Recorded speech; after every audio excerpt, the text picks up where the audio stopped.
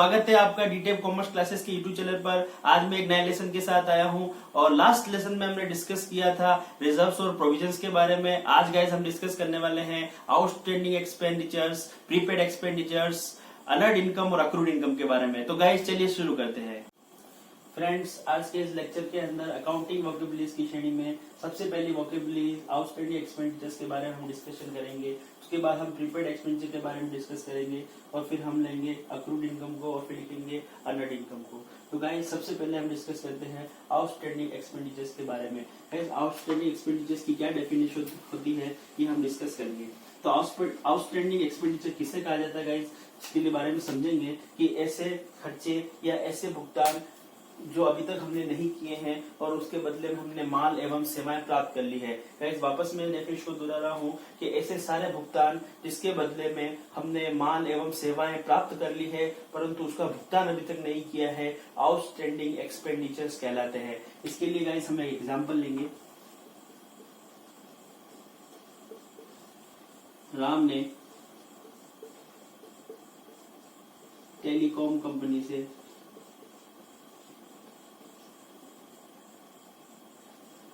Service ली,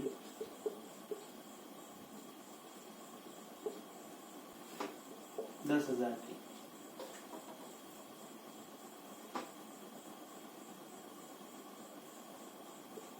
दूसरा, राम ने telecom company को 5,000 का भुगतान किया। गाइस तो अब हम यह देखेंगे कि राम ने टोटल सर्विस की वैल्यू जो है 10,000 की ली है और उसके बदले में राम ने 5,000 का भुगतान कर दिया है। तो गाइस अब टेलीफोन कंपनी राम से 5,000 रुपए पेंडिंग या बकाया राशि जो मांग रही है, इस पेंडिंग और बकाया राशि को हम बोलेंगे आउटस्टैंडिंग एक्सपेंडिचर। गाइस यहाँ पर हम देखेंगे। तो फ्रेंड्स अब हम चलते हैं नेक्स्ट अकाउंटिंग वोकेबुलरी की तरफ जिसे कहते हैं prepaid expenses. Guys prepaid expenses को हिंदी में पूर्वदत्त व्यय कहा जाता है। इन्हें पूर्वदत्त व्यय क्यों कहा जाता है वह इस डेफिनेशन के माध्यम से हम समझेंगे। तो हमने गाइस आप जैसे देख सकते हैं लिखा है कि goods and service not received but payment made in advance. Guys इसका मतलब होता है कि हमने माल एवं सेवाएं अभी तक प्राप्त नहीं की है पर हमने उसका भुगतान एडवांस में कर दिया है, तो इसे हम क्या बोलेंगे गाइस, प्रीपेड एक्सपेंडिचर बोलेंगे, प्रीपेड एक्सपेंसेस बोलेंगे। गाइस को मैं एग्जांपल से समझाने जा रहा हूँ। गाइस एग्जांपल कुछ इस तरीके से है, हम पुराने वाले एग्जांपल को ही रिपीट करेंगे कि राम ने टेलीकॉम कंपनी से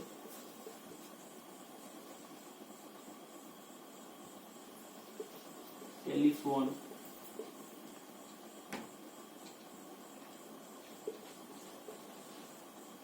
सेवा के लिए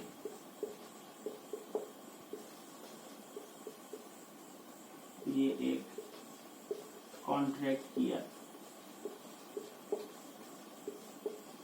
और बदले में 10,000 का भुगतान किया। गाइस अब हम यहाँ देख रहे हैं कि हमने भुगतान अर्थात पेमेंट हमने 10,000 का किया और अभी तक हमने सिर्फ कॉन्ट्रैक्ट किया है। अभी हमने टेलीकॉम कंपनी से कोई टेलीफोन की सेवा नहीं ली है। तो गाइज यहाँ पे हम देखेंगे कि हमने टेलीफोन की सेवा को न लेते हुए भी 10,000 रुपए का भुगतान एडवांस किया है। तो गाइज इस तरह के कोई खर्चे अगर हम करते हैं या किसी बिजनेस में होते हैं तो उन खर्चों को हम गाइज बोलते हैं प्रीपेड एक्सपेंडिचर। तो इसकी डेफिनेशन क्या होगी गाइस, डेफिनेशन होगी कि ऐसे समस्त खर्चे या ऐसे समस्त भुगतान जिनके बदले में अभी तक हमने सेवाएं और माल को प्राप्त नहीं किया है पर हमने उसका भुगतान एडवांस में कर दिया है, तो ऐसे सारे पेमेंट्स मेरे प्रीपेड एक्सपेंडिचर्स की श्रेणी में आएंगे गाइस। तो मैं होप करता हूँ कि आपको ये समझ में आ गया होगा गाइस। अक्रूड इनकम का क्या मतलब होता है? अक्रूड इनकम मतलब होता है कि हमने गुड्स और सर्विसेज ट्रांसफर कर दिए, हमने गुड्स और सर्विसेज किसी व्यक्ति को दे दिए, हमारी सेवाएं और माल किसी को दे दिया है, पर अभी तक हमें उसके बदले में कोई पेमेंट रिसीव नहीं हुआ है, तो इस तरह की इनकम्स को गाइस हम बोलते हैं अक्रूड इनकम। गाइस अब आप यहाँ क्वेश्चन करेंगे कि सर पेमेंट अभी तक रिसीव नहीं हुआ है तो इनकम कैसे हुई? गाइस भले ही हमें पेमेंट रिसीव नहीं हुआ है पर हमने गुड्स और सेवाएं ट्रांसफर कर दी है, तो गाइस हम इससे एक तरह से इनकम ही कंसीडर करेंगे। तो इसलिए भले ही हमें पेमेंट अभी तक रिसीव नहीं हुआ है फिर भी हम इसे इनकम मानेंगे, बट हम इसे, क्योंकि हमें पेमेंट रिसीव नहीं हुआ है इसलिए हम इसे इनकम का नाम नहीं देकर हम इसे अक्रूड इनकम का नाम देंगे। अक्रूड इनकम मतलब उपार्जित आय, ऐसी आय जो अभी तक हमें रिसीव नहीं हुई है पर उसके बदले में हमने गुड्स और सर्विसेज का भुगतान कर दिया है गाइस। तो गाइस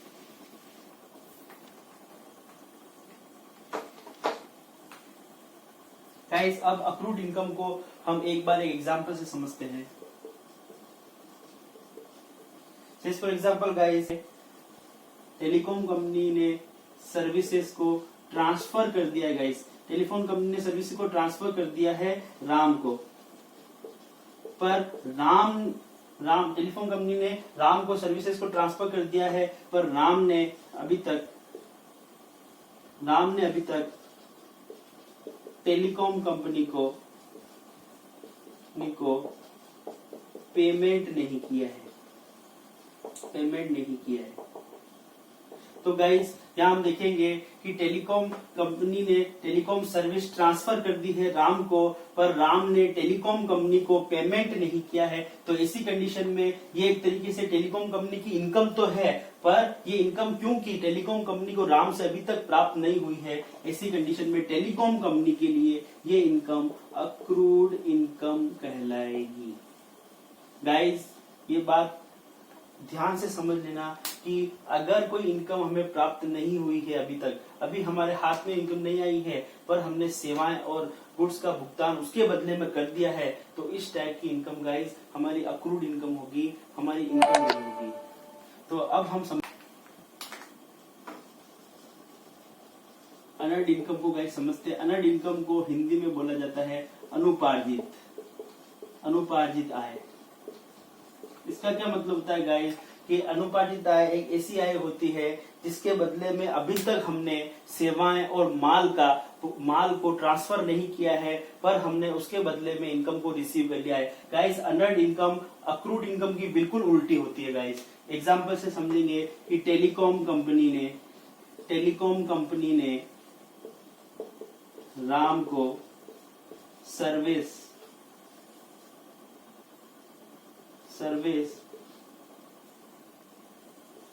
अभी तक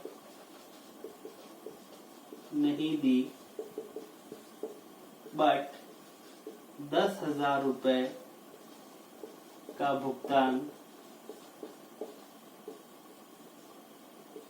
प्राप्त कर लिया। तो वैसे आप समझेंगे कि टेलीकॉम कंपनी ने राम को सर्विस अभी तक नहीं दी है। टेलीकॉम कंपनी ने राम को अभी तक सर्विस नहीं दी है, बट 10,000 रुपए का भुगतान प्राप्त कर लिया है। किससे? राम से 10,000 रुपए का भुगतान प्राप्त किया। तो गाइस यहाँ देखेंगे कि टेलीकॉम कंपनी ने अभी तक सर्विस प्रोवाइड नहीं की है पर पेमेंट ले लिया है गाइस। तो ऐसी कंडीशन में 10,000 जो इसे प्राप्त हुए हैं गाइस, ये इसकी इनकम नहीं होकर क्या मानी जाएगी? अनर्ड इनकम मानी जाएगी गाइस, क्योंकि अभी तक इसने अपना काम पूरा नहीं किया है, अभी तक इसने अपनी सर्विस रेंडर नहीं की है। तो ऐसी कंडीशन में उसने जो 10,000 रुपए का एडवांस प्राप्त कर लिया गाइस, वो एडवांस अनुपार्जित आय कहलाएगी गाइस। तो अब मैं होप करता हूँ कि आप ये चारों कॉन्सेप्ट समझ गए हो गाइस। तो मैं इन चारों कॉन्सेप्ट का एक छोटा सा ओवरव्यू आपके सामने रख रहा हूँ ताकि आप इन चारों के बीच में जो डिफरेंस है उसे समझ पाए गाइस। तो गाइस अभी हमने तीनों outstanding expense, prepaid expenditures, accrued income और अनर्ड इनकम को अलग अलग समझा गाइस। अब हम इस चार्ट के द्वारा इन चारों को एक साथ कंपैरेटिव स्टडी करेंगे गाइस। सबसे पहले हम देखेंगे आउटस्टैंडिंग एक्सपेंडिचर को। मैंने इसमें लिखा है कि service and goods received but payment not made guys. मतलब सेवाएं प्राप्त कर ली गई है पर पेमेंट अभी तक नहीं किया है गाइस, तो इस तरह का अगर कोई खर्चा है तो गाइस उसे आउटस्टैंडिंग एक्सपेंस बोलेंगे। इसी का उल्टा गाइस हम देखेंगे प्रीपेड एक्सपेंडिचर्स होते हैं। सर्विस और गुड्स नॉट रिसीव्ड, मतलब कि अभी तक हमने सर्विस और गुड्स को रिसीव नहीं किया गाइस, यहाँ हमें सर्विस नॉट रिसीव्ड गाइस, इस शब्द को ज्यादा ध्यान से समझेंगे, नॉट रिसीव्ड और रिसीव्ड गाइस। यहाँ पर हमने सर्विस और गुड्स को रिसीव कर लिया है गाइस, यहाँ पे हमने सर्विस और गुड्स को रिसीव नहीं किया गाइस। दूसरा गाइस यहाँ देखेंगे कि पेमेंट नॉट मेड, और गाइस यहाँ देखेंगे कि पेमेंट मेड इन एडवांस। इन दो चीजों को बहुत ही ध्यान से समझेंगे। आउटस्टैंडिंग एक्सपेंस के अंदर हम गुड्स रिसीव कर चुके हैं पर पेमेंट नहीं किया है, हमने गुड्स रिसीव कर लिया है बट पेमेंट नहीं किया है। यहाँ पर हम देखेंगे कि हमने गुड्स को रिसीव नहीं किया है बट पेमेंट एडवांस में कर दिया है गाइस। हमने यहाँ पर रिसीव नहीं किया है और यहाँ रिसीव किया है, यहाँ रिसीव कर लिया है पेमेंट नहीं किया है, यहाँ पर रिसीव नहीं किया है और पेमेंट कर दिया है। तो गाइस दोनों को डिफरेंस को आप ध्यान से समझें। तो इस तरह की अगर कोई खर्चे हैं गाइस तो हम उन खर्चों को क्या मानेंगे गाइस, प्रीपेड मानेंगे। अगर हमने अभी तक गुड्स और सर्विस रिसीव नहीं किया है बट पेमेंट उसका हमने मेड कर दिया है, तो ऐसी कंडीशन में गाइस एडवांस पेमेंट के केस में से प्रीपेड एक्सपेंस बोला जाएगा। और अभी तक हमने पेमेंट नहीं किया है और गुड्स और सर्विस को रिसीव कर लिया गाइस, तो उसे हम आउटस्टैंडिंग एक्सपेंसेस बोलेंगे। उसी के क्रम में आगे बढ़ते हुए हम देखेंगे कि अक्रूड इनकम और अनअर्न्ड इनकम को कंपैरेटिव स्टडी करेंगे गाइस। सबसे पहले अक्रूड इनकम में हम देखेंगे कि service and goods transfer but income not received yet. Guys यहाँ हम देखेंगे कि सर्विस और गुड्स हमने ट्रांसफर कर दी है गाइस, पर अभी तक उसके बदले में हमें भुगतान प्राप्त नहीं हुआ, उसके बदले में प्राप्त होने वाली इनकम अभी तक हमें रिसीव नहीं है। तो हम गाइस इसमें भी देखेंगे service and good transferred but income not received, income not received guys, income अभी तक रिसीव नहीं हुई है। बट अनअर्न्ड इनकम के केस में service and goods not transfer guys, यहाँ पर हम देखेंगे कि service and goods transfer but यहाँ पर service and goods not transfer guys. अभी तक यहाँ पर सर्विस और गुड्स ट्रांसफर हो गए हैं और इनकम रिसीव नहीं हुई है, पर यहाँ पर सर्विस और गुड्स नॉट ट्रांसफर, अभी तक सर्विस और गुड्स का ट्रांसफर नहीं हुआ है बट इनकम हमें एडवांस में मिल रही है। तो गाइस इस तरह की इनकम को हम अनअर्न्ड इनकम कहेंगे। तो एक बार मैं आपको दोनों का डिफरेंस वापस समझा रहा हूँ गाइस। यहाँ पर सर्विस और गुड्स ट्रांसफर हो गए हैं बट इनकम रिसीव नहीं हुई है, और यहाँ पर सर्विस और गुड्स ट्रांसफर नहीं हुए हैं बट इनकम रिसीव हो गई है। तो इसी केस में इसको अनअर्न्ड इनकम और इस केस में इसको अक्रूड इनकम बोला जाएगा गाइस। तो इसको ध्यान से समझेंगे कि जिस व्यक्ति के लिए, अब एक छोटी सी चीज मैं आपको समझा जा रहा हूँ गाइस, बहुत ट्रिकी चीज है गाइस, इसको ध्यान से समझिएगा कि अगर किसी व्यक्ति के लिए कोई चीज एक्सपेंस है तो उसी सामने वाले व्यक्ति के लिए वो चीज इनकम होगी गाइस। से फॉर एग्जांपल कि ए अगर कोई एक्सपेंस करता है और वो एक्सपेंस के बदले में वो बी को पेमेंट करता है, तो गाइस बी के लिए वो जो ए के लिए जो चीज एक्सपेंस है गाइस, बी के लिए वो चीज गाइस इनकम हो जाएगी, बी के लिए वो चीज इनकम हो जाएगी। तो उसी तरीके से इन दोनों का एग्जाम्पल भी आपस में इसी तरीके से चलता है गाइस कि अगर आपने यहाँ पर हम देखेंगे कि सर्विस और गुड्स रिसीव्ड कर लिए हैं बट पेमेंट नहीं दिया है, और यहाँ पर सर्विस और गुड ट्रांसफर हो गए हैं बट इनकम रिसीव नहीं हुए गाइस, तो ये केस हम ए के लिए मान सकते हैं, ये केस हम बी के लिए मान सकते हैं गाइस। और इसमें भी सेम ऐसे ही गाइस, ये केस हम ए के लिए मान सकते हैं तो ये केस हम बी के लिए मान सकते हैं कि अगर ए के लिए कोई चीज एक्सपेंस है गाइस, तो बी के लिए वही चीज इनकम हो जाएगी, क्योंकि इन दोनों के बीच में क्या हो रहा है गाइस, इन दोनों के बीच में सर्विस और पेमेंट का ट्रांसफर हो रहा है गाइस। तो इसी कंडीशन में जो ए के लिए एक्सपेंस है गाइस वो बी के लिए इनकम हो जाएगा। तो अब इसको ध्यान से समझेंगे कि अगर ए ने कोई गुड्स रिसीव किया गया और पेमेंट नहीं किया है, तो उसके बदले में आप दोनों डेफिनेशन को कंपेयर करेंगे तो आपको पता चलेगा गाइस कि ये ए और बी के बीच में ट्रांजेक्शन है और ये और ए और बी के बीच में ट्रांजेक्शन है गाइस।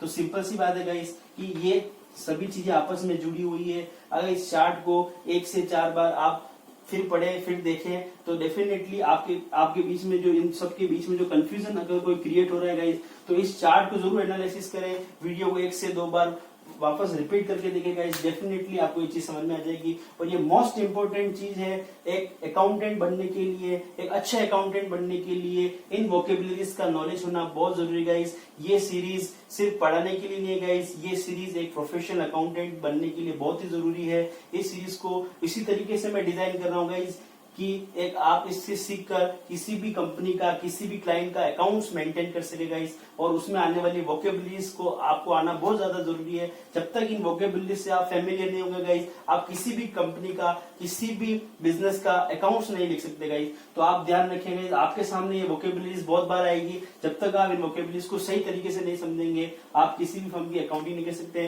तो प्लीज मैं आपसे रिक्वेस्ट कर रहा हूं कि बार बार इन लेक्चर्स को रिपीट करके देखें। अगर कोई डाउट आपको आ रहा है तो कमेंट बॉक्स में लिखें और जरूर मुझसे पूछें गाइस। अगर आपको कोई भी डाउट है तो पूछें, पूछने से ही डाउट क्लियर होगा गाइस। और मैं होप करता हूं कि ये चैनल आपके लिए बहुत ही अच्छा साबित होगा और ये मेरी जो कोशिश है आपके लिए जरूर आपको कोई बेनिफिट देगी गाइस। तो प्लीज इसके बारे में अगर आपको कोई भी डाउट होता है गाइस तो आप कमेंट बॉक्स में जरूर लिखें। और अगर आपको इसमें कोई कमी दिखती है, आप मुझे कोई सजेशन देना चाहते हैं तो भी गाइस आप कमेंट में जरूर लिखें। अगर आपको किसी चीज से रिलेटेड कोई डाउट है, वीडियो की क्वालिटी से रिलेटेड कोई डाउट है गाइस, तो मुझे जरूर बताएं, क्योंकि आप जब तक बताएंगे नहीं मुझे पता नहीं चलेगा। तो प्लीज कमेंट जरूर करें और बताएं। और अगर आपको वीडियो पसंद आई तो लाइक करें और चैनल को सब्सक्राइब करें, शेयर करें। थैंक यू सो मच आज के लेक्चर में बने रहने के लिए। Thank you.